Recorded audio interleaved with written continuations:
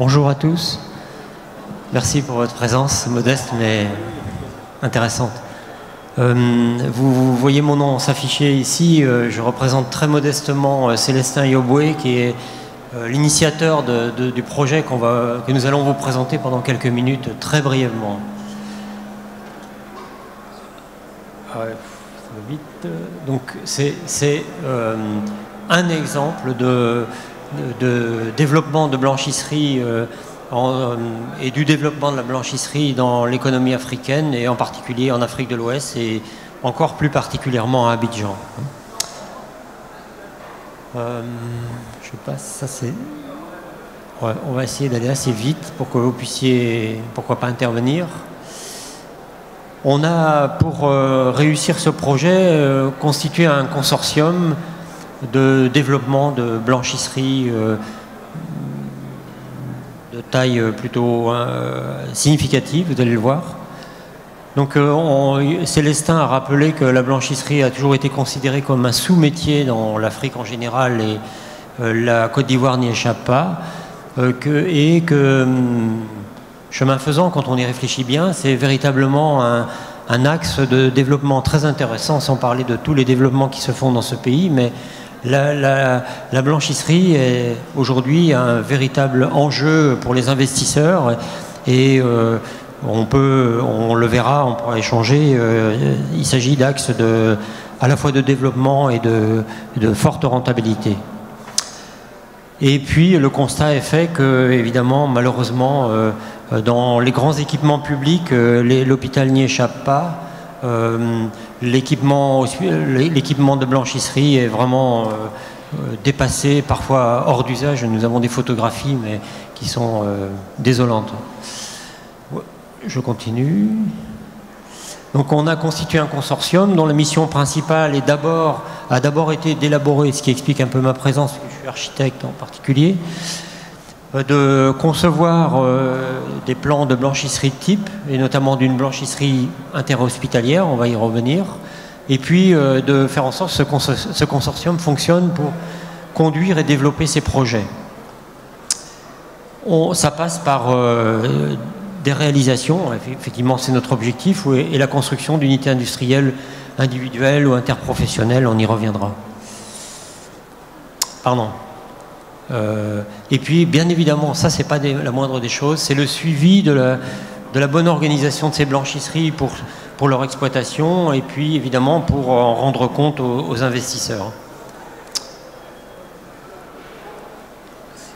Donc Horizon Équipement est l'un des membres du consortium. C'est une entreprise basée en Côte d'Ivoire et spécialisée dans la distribution d'équipements de blanchisserie industrielle. Il y a une marque américaine qui nous accompagne, que vous connaissez, qui est la marque Primus. Et puis Horizon Équipement couvre 7 pays de la sous-région ouest africaine, notamment Côte d'Ivoire, Burkina, Mali, Niger, Guinée, Togo et Bénin. Je continue. Atome, modestement, je représente la partie bâtimentaire, qui est en quelque sorte le parent pauvre, mais je pense que notre contribution n'a pas été inutile pour, je dirais, la clarté du projet et au moins l'organisation des espaces, etc. Ça s'est fait de concert avec Primus. Désolé pour ces artifices. Le pressing du bien-être, ce sont évidemment les exploitants qui, eux, sont basés aussi en Côte d'Ivoire et qui sont spécialisés dans l'exploitation des unités de blanchisserie, la location et l'entretien du linge, évidemment, et aussi la distribution de vêtements de travail qui sont importés. Donc l'objectif qu'on s'est fixé, c'est de construire en Côte d'Ivoire la première blanchisserie interhospitalière. Quand on dit interhospitalière, ça intègre bien évidemment des cliniques, l'hôpital public, mais il y a les fourches codines des marchés publics qui sont à franchir. Ce sont des choses qui sont en cours. Donc les études techniques et financières sont achevées. Aujourd'hui, on a un projet qui tient bien sur le papier et dont le business plan est bouclé. Il s'agit aujourd'hui de consolider les financements. Il y a évidemment des financements de type privé, public aussi, et puis je pense que le tour de table n'est pour l'instant malheureusement pas clos. Les autres actions du consortium, ce sont des actions dans les pays voisins où il s'agit de reproduire à moindre échelle le même concept. Donc des dossiers ont été déposés au Burkina, au Togo, les choses avancent. Le consortium, je vous l'ai dit, donc c'est African Laundry Consortium. Je vous ai rappelé les missions. Je rappelle, enfin, Célestin nous a rappelé que le métier de la blanchisserie est un peu laissé pour compte. Il s'agit, enfin, vous le constaterez de vous-même, on lave le linge parfois au bord des ruisseaux, et même dans les cliniques que nous fréquentons pour y faire des travaux de modernisation, on constate que la blanchisserie est reléguée au fond du terrain avec quelques locaux techniques, et le personnel se débrouille comme il peut dans des conditions de travail qui ne sont pas bien bonnes, et aussi des conditions d'hygiène qui laissent à désirer. Donc évidemment, il y a une grande légèreté en matière de respect des normes et de bonnes pratiques, évidemment. Et puis derrière ça, des dangers qui sont induits par évidemment ce fonctionnement qui est, même dans les établissements professionnels, qui est un fonctionnement qui s'apparente à un fonctionnement totalement informel. Donc on en veut pour preuve certaines études épidémiologiques qui ont été effectuées et qui laissent à penser que effectivement les mauvaises pratiques concernant le nettoyage du linge conduit dans des établissements de soins à des risques de pathogènes pour les patients. Donc, et puis vient se greffer là-dessus quelque chose que je vous ai évoqué, c'est vraiment, et c'est vrai dans tous les métiers de la sous-région, c'est la problématique de formation. Aujourd'hui, d'ailleurs, Célestin Yoboué, dans son idée, elle l'a bien compris, c'est que si nous voulons réussir ce projet, il fallait d'abord commencer par la formation. C'est chose faite, puisque le consortium, au moins en matière de formation, fonctionne. Il a eu de nombreuses missions pour l'État, pour des clients privés et puis des jeunes qui veulent se former à ces métiers dans le cadre d'investissements personnels pour des petits pressings. Donc l'absence de formation, l'absence de contrôle, etc., de management de ces métiers font que on a une situation qui est vraiment délicate et qui perdure. Donc il s'agit évidemment de la faire évoluer. On a mis en place ce consortium, je vous l'ai dit, et la mission, c'est un peu de la redite, mais c'est toujours la conception, la restructuration, l'extension d'unités existantes ou à créer. Et puis donc après un an, il y a, je vous l'ai dit, on a en main ce projet avec un budget environ plutôt qui frôle les 15 millions d'euros entre la partie bâtimentaire, l'acquisition du terrain, des équipements et puis d'un fonds de roulement, et pour une capacité d'environ 10 tonnes de linge à traiter par jour. Dans les pays voisins, on a des démarches, je vous l'ai dit, qui ont été entreprises avec des budgets moindres et des capacités moindres, mais les choses avancent. Voilà.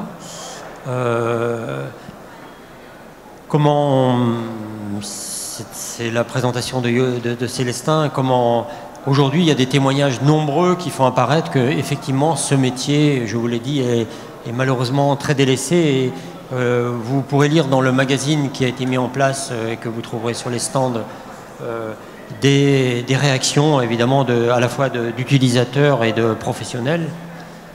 Et puis évidemment nos réponses, les réponses ou les ébauches de solutions, évidemment, je vous l'ai dit, c'est premièrement la formation des acteurs du secteur de la blanchisserie, la sensibilisation évidemment sur les dangers liés aux mauvaises pratiques, et puis ça c'est incontournable, ça passe par la construction d'infrastructures plus ou moins modestes mais nécessaires et indispensables pour bien comment dire, produire ce métier. Aujourd'hui, on ne peut pas délibérément, et ça on le voit même dans des établissements de soins, mélanger les arrivées de linge sale avec les départs de linge propre, et parfois on va même avoir des linges, enfin des pièces qui viennent des blocs opératoires, qui sont mélangées avec des blocs hébergement. Enfin, c'est des situations vraiment hallucinantes. Mais encore une fois, l'Afrique a cette force, c'est aussi parfois de se débrouiller et sans trop de mal arriver à faire en sorte que l'usager et les clients soient aussi satisfaits à moindre coût, parce qu'il y a aussi derrière ça une notion de coût de la prestation, évidemment. Donc l'objectif de notre démarche, c'était évidemment, vous l'avez bien compris, c'est en structurant un peu cette offre, la nôtre en particulier, c'est de faciliter l'accès au financement de ces activités. Voilà, c'était très bref, mais mes collègues qui sont présentes, elles, plus que moi, qui n'y suis qu'une fois par mois, pourront répondre à vos questions avec plaisir. Merci beaucoup, Monsieur Bréjoin. Je rappelle que vous êtes ingénieur associé à Atom. Merci pour cette brève présentation très riche. Je voulais rappeler que c'est le consortium africain pour la blanchisserie, et ici, sur la table de séance, vous avez Madame Rachel Asseux, qui est la directrice des pressings du bien-être en Côte d'Ivoire, installée à Abidjan. Nous sommes avec Dr Kouadio, elle est médecin aussi, et elle fait partie du consortium africain pour la blanchisserie. Alors, avant de continuer avec vos éventuelles questions, on voudrait sincèrement dire merci à Jet Expo qui nous a donné l'occasion de nous exprimer ici à travers Monsieur Violet et à travers Cassandra qui nous a suivis tout au long de notre parcours. Merci à vous aussi d'avoir été présents. Vous avez le magazine où vous avez des informations sur tout ce qui a été dit ici par Monsieur Bréjoin, et s'il y a des questions éventuelles, on sera là pour vous répondre. Oui, allez-y, monsieur. Oui, bonsoir, bonjour. Ça fait plaisir qu'on entende un consortium qui voit pour l'Afrique des bonnes choses, qui essaye de développer ça. Sincèrement, moi je suis du Maghreb, d'Algérie, et on est tous concernés par ces problématiques. C'est la formation, c'est pareil, il ne suffit pas d'avoir la machine, il faut avoir l'argent. Quand vous savez, tout est cher pour l'exportation. Et il faut que les gens, comme vous dites, le consortium, vraiment, c'est quelque chose de positif. Et on peut aider à travers une synergie d'associations maghrébines, africaines ou européennes. Maintenant, il faut que tous les intervenants, les fabricants, qu'ils sachent que l'Afrique a besoin d'eux. L'Afrique, c'est l'avenir de tous les gens qui sont là. Qu'on le veuille ou non, c'est l'avenir. Maintenant, après, s'ils ne sont pas à la réalité, on est là pour leur dire, on est là pour leur parler. Quand vous faites ça, c'est positif. Et quand vous avez bien parlé, merci pour Jet Expo. C'est un espace francophone qu'on peut maîtriser, qu'on peut un peu parler et savoir dans des bonnes marges de parole et essayer de... Voilà, et merci beaucoup. Voilà.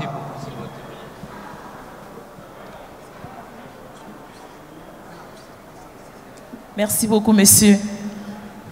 Alors, une autre question, un commentaire?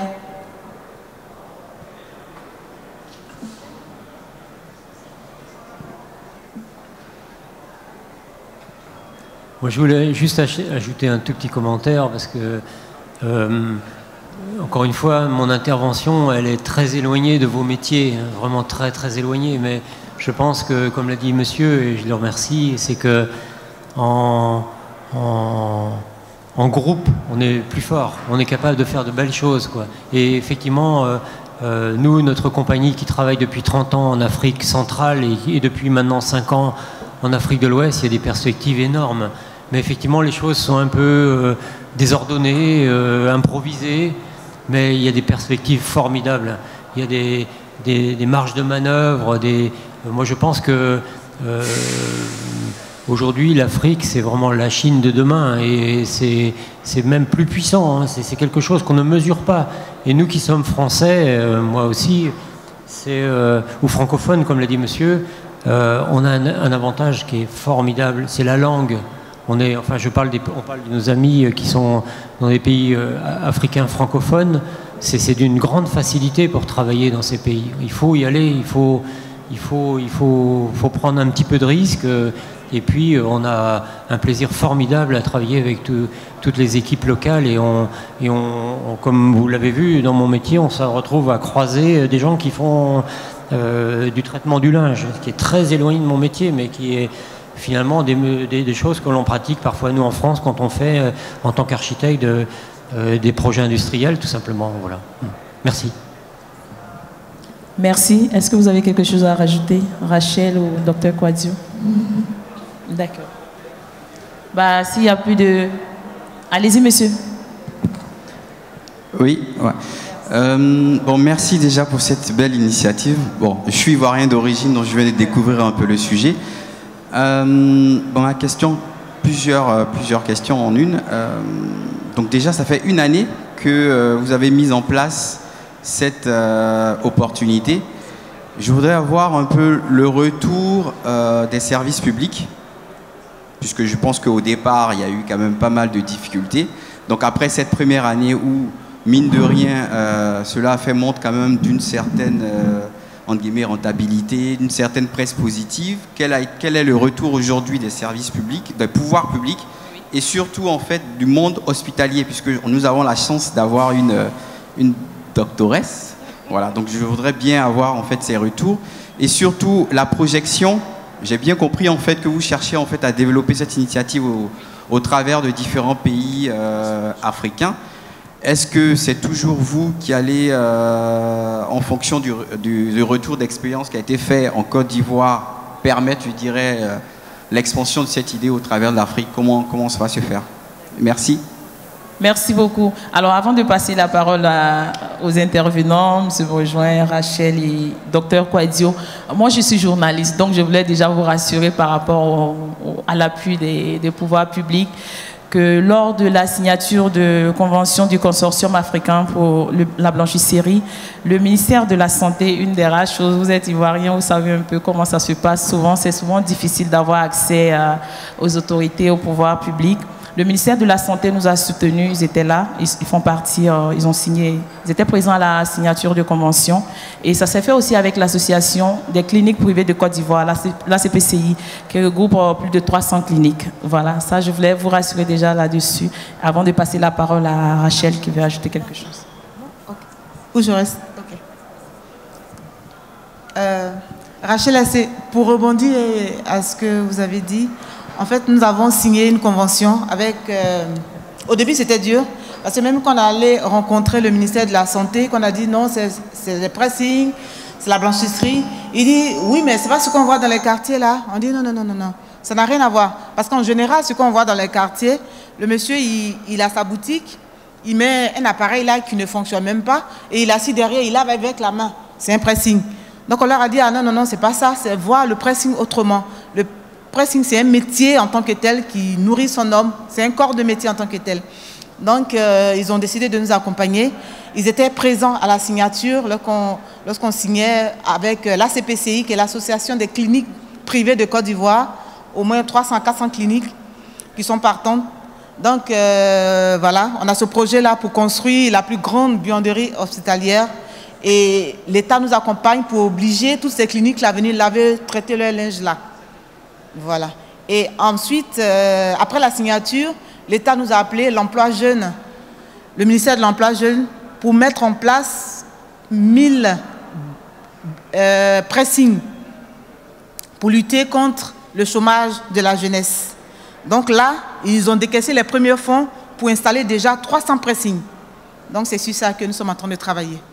Donc pour vous dire que c'est en train de partir. Et le consortium, c'est ce même consortium-là. Et le Burkina nous a appelés pour essayer d'installer la même chose au Burkina. Ça ne sera pas la même dimension, mais voilà. On est aussi en contact avec le Togo pour installer aussi là-bas. Donc dès que ça va partir de la Côte d'Ivoire, comme la Côte d'Ivoire c'est la plaque tournante, ça part de là et on va impacter les autres pays plus facilement. Donc vous ne devez pas être inquiet. C'est quelque chose qui est en train de prendre forme et voilà. Les gens nous font confiance pour ça. Merci beaucoup. Je pense que c'est bon. Okay. Mais, Dr Kouadio, vous avez quelque chose à ajouter?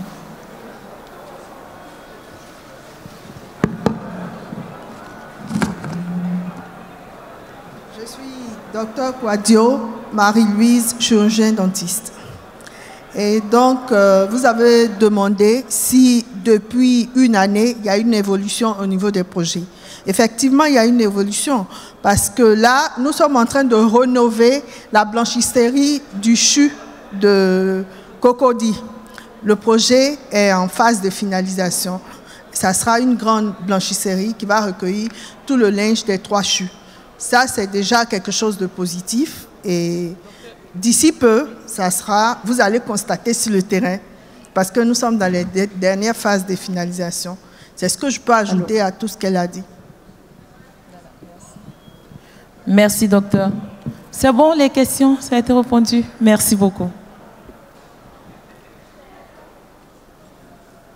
Pas d'autres questions, de commentaires, non. En tout cas, merci beaucoup, Monsieur Bréjoin. On vous laisse clôturer. Merci. Merci pour votre attention, effectivement. On reste disponible pour répondre ponctuellement à vos questions, évidemment.